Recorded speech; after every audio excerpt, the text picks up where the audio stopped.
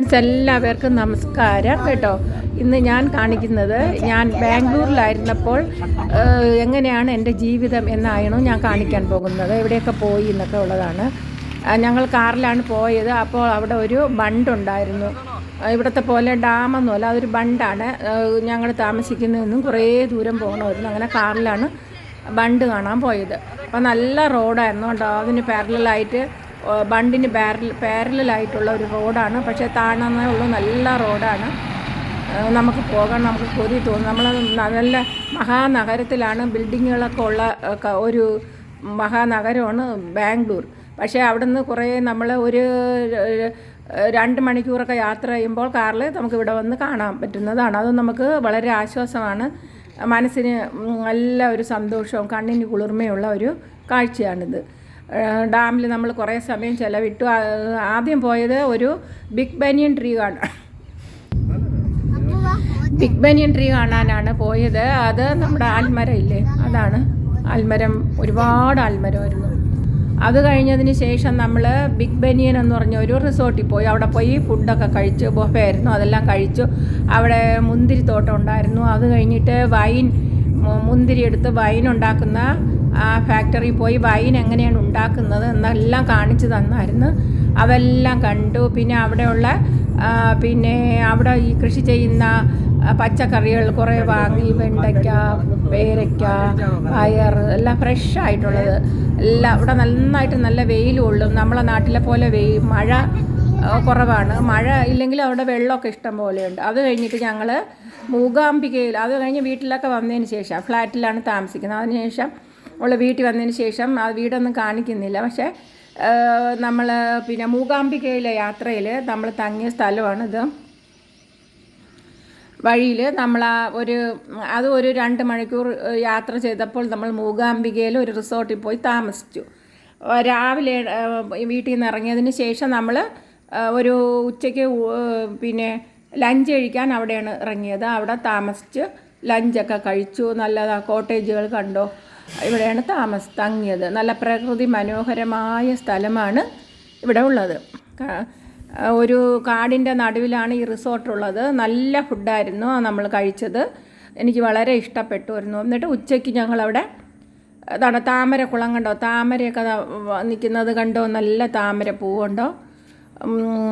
അത് കഴിഞ്ഞതിന് ശേഷം ഇവിടെ നല്ല സുഖമായിരുന്നു താമസിക്കാനൊക്കെ. ഇവിടെ നിന്ന് നോക്കുമ്പോൾ കാടെല്ലാം കാണാം. പിന്നെ സ്വിമ്മിംഗ് പൂളൊക്കെ ഉണ്ടായിരുന്നു. ഇത് ഒരുപാട് കോട്ടേജുകളുണ്ട്. എല്ലാത്തിലും ആൾക്കാരും ഉണ്ടായിരുന്നു.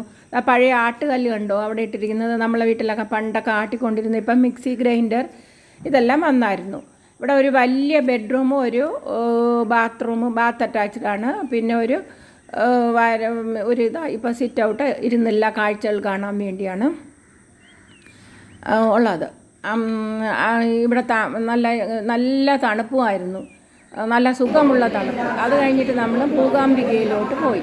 മൂകാംബികയിൽ ചെന്ന് അവിടെ റൂം എടുത്തതിന് ശേഷം അവിടുത്തെ ഹോട്ടൽ കാണിക്കുന്നില്ല. കാരണമെന്ന് പറഞ്ഞാൽ അത് കാണിക്കാനൊന്നുമില്ല. ആ മൂകാംബികയുടെ അടുത്തുള്ള ഒരു ഹോട്ടലായിരുന്നു അവിടെ താമസിച്ചത്. നല്ല യാത്രയായിരുന്നു. ഇവിടെ നിന്ന് കുറേ ദൂരം നമ്മൾ. എന്നിട്ട് മൂകാംബികയിൽ നല്ല തിരക്കുണ്ടായിരുന്നു. കുഞ്ഞിനെ എഴുത്തിനിരുത്താൻ വേണ്ടിയാണ് അവിടെ പോയത്. അപ്പോൾ നമ്മുടെ മലയാളികൾ തന്നെ, കർണാടകത്തിലാണെങ്കിലും മലയാളികളാണ് അത്രയും ഉള്ളത് ക്ഷേത്രത്തിൽ. അവരവിടെ ഇരുന്ന് ലളിതാ സഹസ്രനാമം വായിക്കുക. സ്ത്രീകൾ, നമ്മുടെ നാട്ടിൽ നിന്ന് വന്ന സ്ത്രീകൾ ലളിതാ സഹസ്രനാമം ഒരു ഗ്രൂപ്പായിട്ട് വന്നിരുന്ന് നാമം ജപിക്കുകയാണ്. ഞാൻ അവിടെ പോയിട്ട് ഇവിടെ ചെന്ന് സൗവർണികയിൽ ചെന്ന് കാലൊക്കെ കഴുകിയിട്ടാണ് വന്നത്. കുളിക്കാനൊന്നും പറ്റിയില്ല. അത് തൊഴുതതിന് ശേഷം ഞങ്ങൾ വൈകുന്നേരം മുരുടേശ്വരത്ത് പോയി.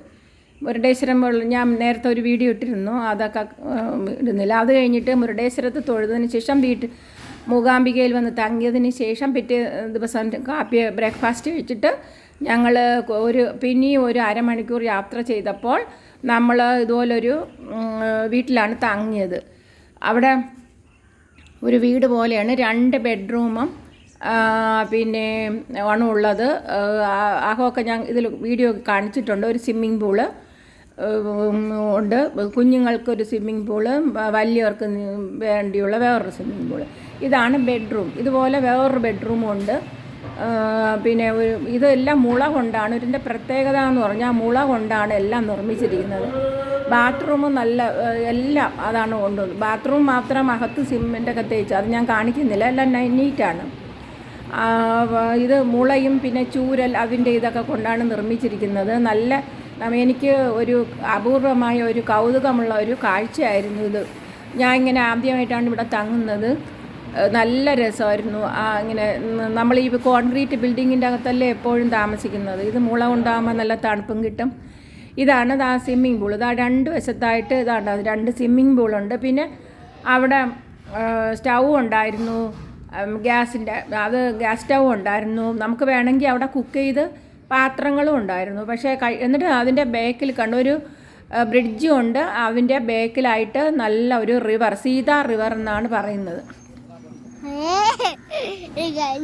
ആ റിവർ ഉണ്ടായിരുന്നു. റിവർ അത് കഴിഞ്ഞിട്ട് ഞങ്ങൾ റിവറെല്ലാം കണ്ട് അതെല്ലാം കഴിഞ്ഞിട്ട് അതിൻ്റെ അടുത്തായിട്ട് തന്നെ ഒരു ഫോറസ്റ്റിൽ പോയി. അവിടെ പിന്നെ വാട്ടർഫാൾസ് കണ്ടു. പിന്നെ ഇത് കയോക്കയാണ്.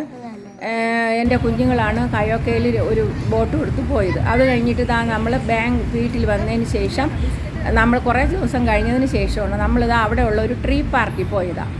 ട്രീ പാർക്ക് എന്ന് പറഞ്ഞാൽ നമ്മളെ ബാംഗ്ലൂർ നഗരത്തിൽ തന്നെ എല്ലാവർക്കും ഒരു കണ്ണിന് കുളിർമയും ഒരു ആശ്വാസമാണ്. അത് കഴിഞ്ഞതിന് ശേഷം ഇത് എൻ്റെ മോള് ജോലി ചെയ്യുന്ന ഓഫീസാണ്. അതും കൂടി കാണിക്കുകയാണ്.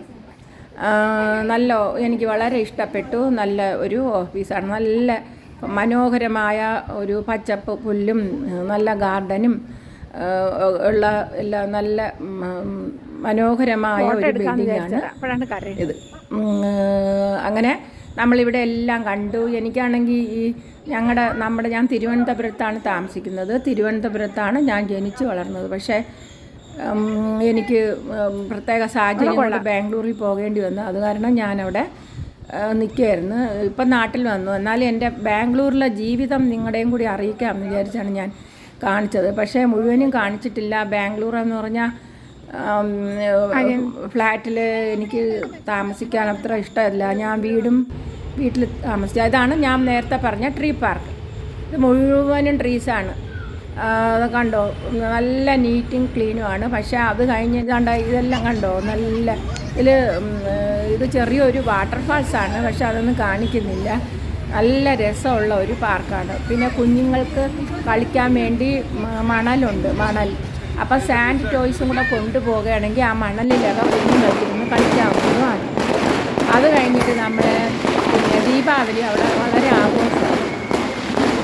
ദീപാവലി ഫ്ലാറ്റിലുള്ള ജീവിതം. അത് കഴിഞ്ഞിട്ട് ഫ്ലാറ്റിലുള്ള എല്ലാവരും കൂടി ചേർന്ന് ദീപാവലി ആഘോഷിക്കുന്നു. അത് കഴിഞ്ഞ് ഡാൻസൊക്കെ ഉണ്ടായിരുന്നു. നമ്മുടെ മലയാളം പാട്ടും വച്ചായിരുന്നു. ജിമിക്കി കമ്മൽ എന്ന് പറഞ്ഞൊരു പാട്ട് വെച്ച് ഡാൻസൊക്കെ ഉണ്ടായിരുന്നു. നല്ല രസമായിരുന്നു. ഞാൻ എൻജോയ് ചെയ്തു. ഞാൻ ഡാൻസ് കളിക്കാൻ പോയില്ല. പക്ഷേ വന്ന് എല്ലാവരും നോർത്ത് ഇന്ത്യക്കാരാണ് കൂടുതൽ ഡാൻസ് കളിക്കുന്നത്. പിന്നെ എൻ്റെ മകളും ഉണ്ടായിരുന്നു ഡാൻസ് കളിക്കാൻ. മകൾ ഡാൻസൊക്കെ ഉണ്ടായിരുന്നു. പിന്നെ അങ്ങനെ നമ്മൾ അവിടെ എൻ്റെ മകൾ അവിടെ വർക്ക് ചെയ്യുന്നതാണ്. അവിടെ പോകേണ്ടി വന്നത് എനിക്ക്. പിന്നെ അങ്ങനെ ബാംഗ്ലൂർ അവിടെ ദീപാവലി അടിപൊളിയായി. പിന്നെ അവിടെ ഫുഡ് കഴിക്കും. പിന്നെ നല്ല രസമെന്ന് പറഞ്ഞാൽ വളരെ മനോഹരമായിട്ട് തന്നെ അവർ ദീപാവലി ആഘോഷിച്ചു. അതെനിക്ക് എന്ന് വെച്ചാൽ എല്ലാവരും കൂടെ കൂടിച്ചേർന്നാണ്. പിന്നെ അത് കഴിഞ്ഞിട്ട് നമ്മൾ ക്രിസ്മസ് ട്രീ കാണാൻ ഒരു മാൾ ഓഫ് ഏഷ്യയിൽ പോയി.